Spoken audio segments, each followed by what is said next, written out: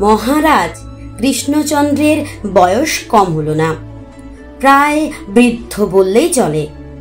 তিনি মনে মনে ভাবলেন, অনেক হয়েছে, এবার ধর্মকর্মে মন দেবে।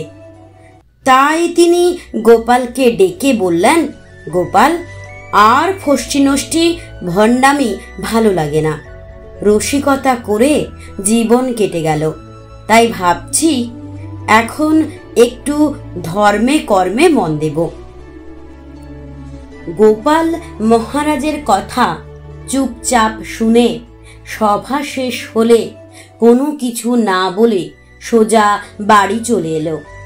বাড়িতে এসেও কারোর সঙ্গে কোনো কথা না বলে গায়ে ছাপ টাপ এঁকে চোখ বুজে ধ্যানের মতন বসে রইল। গোপালের স্ত্রী স্বামীর ব্যাপার স্যাপার দেখে অবাক হলো, ভাবল মিনসের আবার কি হলো।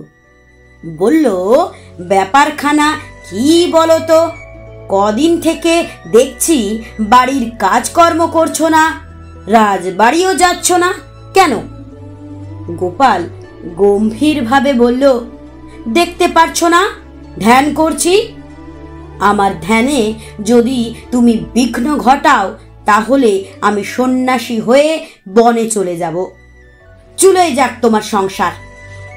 গোপালের কাণ্ড কারখানা দেখে গোপালের স্ত্রীর মাথায় হাত। সে কাঁদতে কাঁদতে গিয়ে রাজার কাছে সব কথা বলল। রাজা নিজে গোপালের বাড়িতে এসে বলল, এসব কি হচ্ছে গোপাল? গোপাল চোখ বুজে ধ্যানরত অবস্থাতে বসেই বলল, মহারাজ, আমি ধ্যান করছি। ধ্যানের মতন এমন পরম আনন্দের জিনিস আর কিছুতেই নেই। মহারাজ বললেন, ধ্যান, সাধন, ভজন নিয়ে উপহাস করতে নেই গোপাল। গোপাল বলল, আমি মোটেই উপহাস করছি না। এই কদিন ধরে তপস্যা করে বুঝেছি সংসার বড়ই অসার, আর ঈশ্বরই সত্য।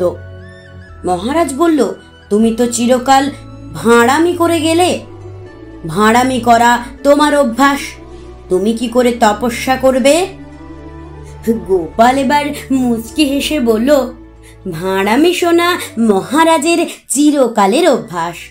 সে যদি ধর্মে কর্মে মন দেয় তাহলে আমি বা কেন তপস্যা করতে পারবো না?